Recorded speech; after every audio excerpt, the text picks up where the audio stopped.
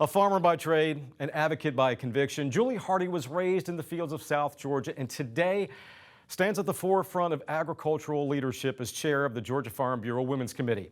Her story is one of commitment and a growing urgency to speak up for farmers, for families, and for the future of rural America.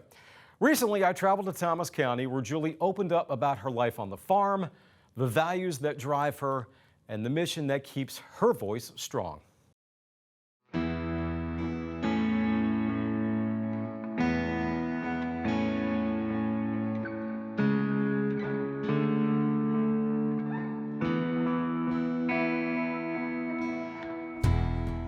Just beyond the dusty trails and cotton rows of Thomas County lies a patch of farmland that has told the story of one family for over 5 generations. It's here, amid the hum of tractors and the low bellow of cattle, that Julie Hardy found her calling. Not just in cultivating the soil beneath her boots, but in cultivating change for Georgia agriculture. We are sitting on pretty much where it all began for you guys. Not too far behind me, the house where it began 5 generations ago. Talk about that, Julie, just being a part of that history. Yes, so right behind you is where my great-great-grandparents' homestead was. And we're still farming the same ground today. There's cotton planted back there now and over here. So we still farm that same ground today. My great-grandpa was born in 1900, so it would have been in the 1800s whenever this was first established as our farm. So yeah, we've been here ever since. It's just passed down from generation to generation. My brother and I are the 5th generation to farm this land, and we both have a daughter each. So hopefully it'll go on for more after us. Julie's legacy is more than generational.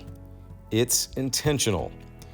After years of working in research, merchandising, and agribusiness, she found herself drawn back to the red clay roots of her childhood. And yes, she serves as chair of the Georgia Farm Bureau Women's Committee, but her impact stretches far beyond titles, advocating for farmers, educating the public, and sharing her story with heartfelt purpose. I've only been back on the farm full-time for a few years now. I've worked in research, corn seed research. I've been a grain merchandiser. I've worked for a cotton gin. So I've worked in different aspects of agriculture, but only on the farm full-time for the last few years. But it's something I've been striving to do since I've graduated from college, was to get back here. And my husband a few years ago said, you know, that's what you want to do, that's your passion, let's do it. I grew up here on this same land. I grew up that way. And I've just been here my whole life, and it's part of you. And when you leave, you get a homesick feeling. So, but now I'm home, and I've never been happier.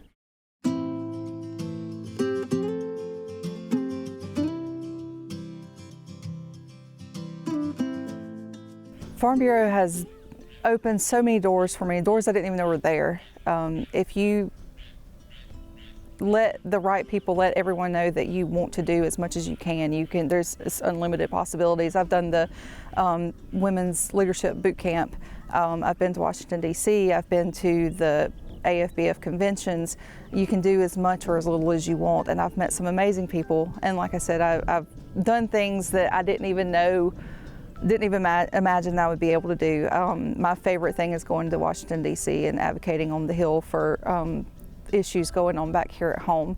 And I feel like that in our family farm, I'm the one that can do that. You know, my brother is running the operation, the day-to-day, the farming, the tractor driving, the equipment operating.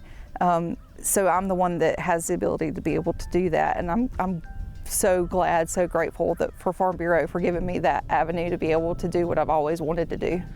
One of Julie's most powerful tools, social media, especially Facebook. Whether it's highlighting life on the farm, sharing ag facts, or rallying support for farmers across the state, Julie uses her online presence to connect with whomever is willing to engage. Her posts equal part educational and personal, offering a behind-the-scenes look at what it truly means to be rooted in agriculture. In an age where digital connection matters more than ever, Julie is proving that farm advocacy isn't just done out in the field, it's done with a smartphone and a message worth spreading. My husband came up with the name. It's the Aggicator. It's like educator, but ag instead of ed. And I just share our family's farm story on it. What we're doing, why we do things the way we do. I'm just trying to show the general population that we are the norm. You know, you hear about big ag and corporate farming and all those kind of things, and that is not the norm. What we're doing here is what 98% of the farms in America are doing. We are the norm. We're not the exception. So I just want the world to know that people just like us are who are producing your food and fiber. We hear so much, Julie, about input costs and prices for commodities and things like that. What are some of the more concerning issues for you personally? Those are very big concerns of ours. Input prices have gone through the roof the last few years, since COVID really. And while they have come down some, the commodity prices have come down at a much sharper rate. So input costs are still high, and the commodity prices are way lower than they were, 5 years ago. And we're working off of a 2018 Farm Bill. 2018 was pre-COVID. That's a lifetime ago now. It is so outdated, and that is something that we massively need. They've got to get the Farm Bill updated, because we're working off outdated numbers, outdated prices. None of it is relevant anymore. And I just really urge Congress to please do your job and get a Farm Bill done. With one foot in the field and another in the fight for ag policy, Julie has emerged as a voice for farmers across Georgia. Grounded in heritage and fueled by purpose, she's a fierce advocate, a fearless communicator, and perhaps one day a public servant in her own right. Right now, we've got great representation. Chaz Cannon is my state rep, and Sam Watson is my state senator, and they're doing a great job. I, would love what they're doing. But if something came up and the opportunity arose, then I would definitely be interested in public office at some point. We're just like you, and we have the same concerns, the same issues as any other family, and we're out here every day working, and it's just what we do. It's what we love. It's a lifestyle. It's hard, but we love it. It's just what we do.